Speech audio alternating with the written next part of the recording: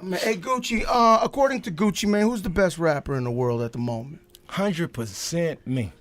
Oh, I love it. Talk that talk, Gucci. Who doper than me, like, for real? I want to hear y'all tell me.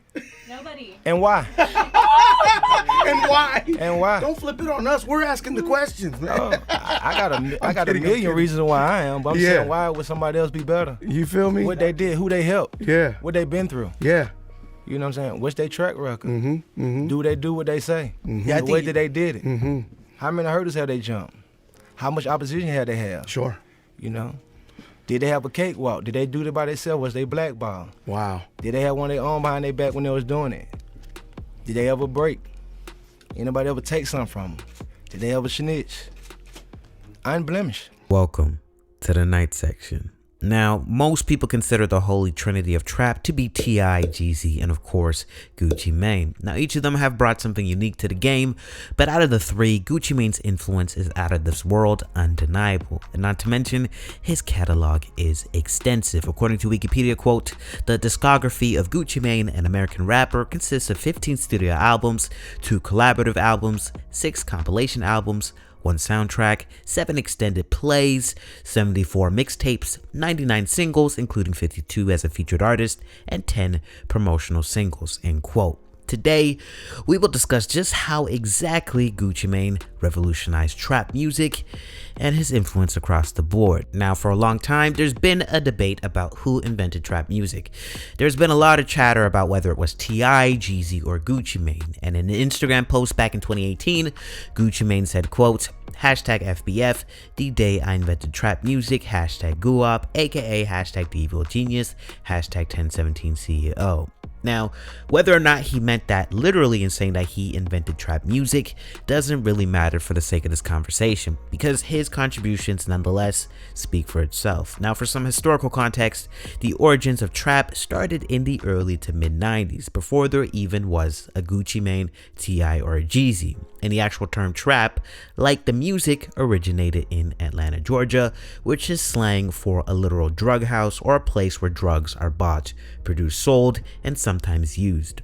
Atlanta artists like Outkast, Cool Breeze, Dungeon Family, Goody Mob, and Ghetto Mafia were among the first to incorporate the term into their music and making overall references to the trap. And I'm talking again back in the early 90s. According to Wikipedia, quote, in 1992, one of the earliest records to release was UGK's Cocaine in the Back of the Ride from their debut EP, The Southern Way. Later in 1992, they released the popular Pocket Full of Stones from their major label debut album Too Hard to Swallow, end quote.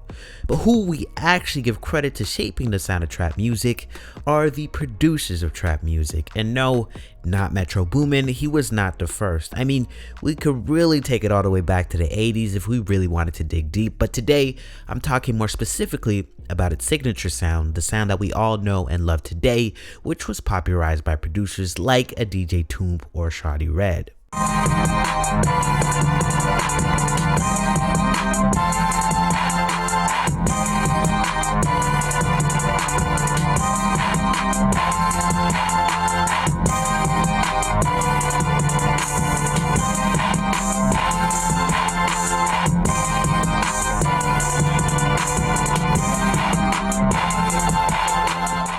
The 2000s was when trap music finally started to emerge from the underground to the mainstream, with again the Holy Trinity of Trap being T.I., Jeezy, and Gucci Mane, who were the major hitters. We had T.I. actually coining the term trap music with the release of his album Trap Music, and it didn't take too long for trap music to become one of the most popular subgenres of hip-hop, if not the most popular subgenre. And as we fast forward to today, looking at our musical landscape, we see a lot of artists influenced by the trap music made in the mid-2000s to early 2010s, and a lot of the trap music was made by Gucci Mane. What sets you apart from other artists? What I said set me away from another artist is my passion for the game, the way I treat my profession. I'm an educated man, you feel me? My upbringing, all I was singing, where I was born at, the place I was born, the way I speak, my diction, a lot of things. I'm just like a diamond in the rough, dog. That's just a miracle. I'm still here, let alone making music. So that's just a blessing by itself. That's like a miracle. You feel me? Just me being right here, talking to this DVD, that's a miracle. If I could do that, anybody can do anything. And I knew I was gonna make this miracle happen. I knew I had faith in myself. That's a miracle. A lot of people would have gave up. And I'm conscious of all these things, what's be going on. I'm conscious of that.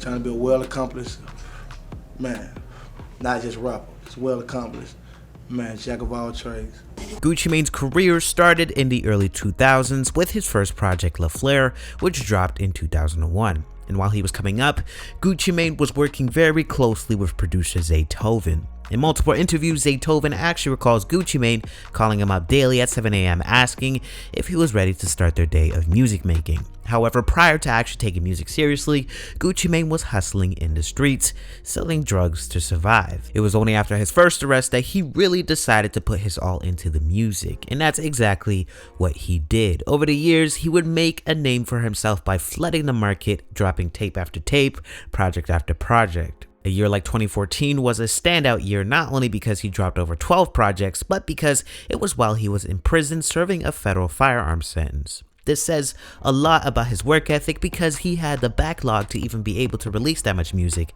while doing his time. And it also showed his determination to stay relevant. But this idea of dropping multiple projects didn't just start in 2014. He's been consistent in dropping multiple projects since the beginning of his career and has in total released over 100 projects, which includes both mixtapes and albums, which is 100 times more than most artists ever drop throughout their entire careers. Were all projects high in quality? That's up to the listener to decide, but nonetheless, it is still an incredible feat. But what's important to recognize is Gucci Mane's overall influence on trap music and the landscape of the subgenre today in 3 parts. Number 1, the flood and work ethic. As mentioned before, Gucci Mane really made a name for himself by flooding the market with music. He was really the first person within the trap music game to flood the market as a strategy. Sometimes we even forget that Gucci actually spent a significant amount of time behind bars due to the volume of projects and songs he would drop. Artists that came after Gucci like The Futures, Young Thugs, and Migos, etc.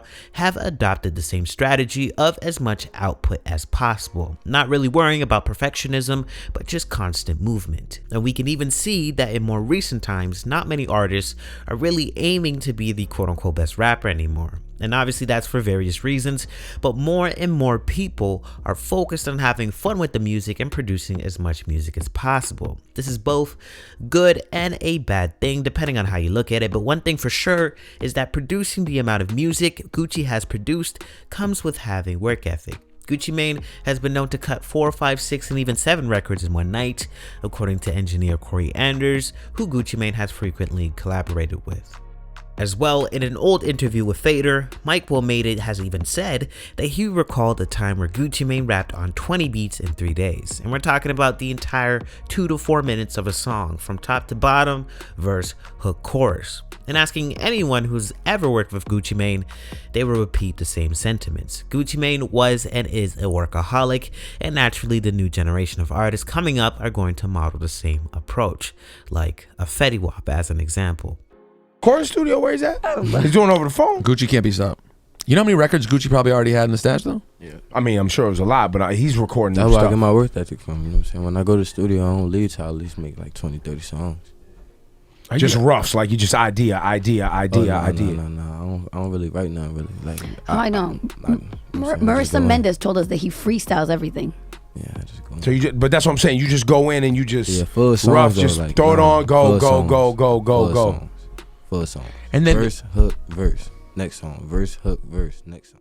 Number 2, Atlanta sound. Now, Gucci, as most of us know, was born in Alabama but grew up in East Atlanta since he was 9 years old and has carried Zone 6 on his back ever since, actually throughout his entire career. In the process, he's opened up the floodgates for up-and-coming Atlanta artists to succeed in the mainstream. The trap music and sound, as some might call the Atlanta sound we know and love today, was greatly influenced by Gucci Mane himself. Now, when we talk about Gucci Mane's signature sound, we think about a Gucci on his Beethoven beat as an example, with his southern cadence and laid-back vocals, and his simple A-B rhyme schemes, or as Beethoven calls it, and this is not verbatim, but his nursery rhyme style of rapping, but obviously dealing with themes not at all meant for kids.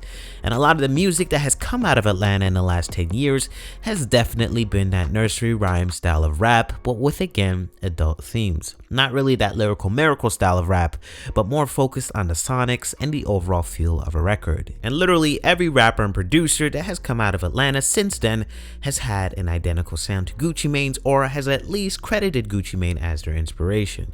It's as if Gucci Mane laid the sonic frameworks for then other rappers to adopt and make their own.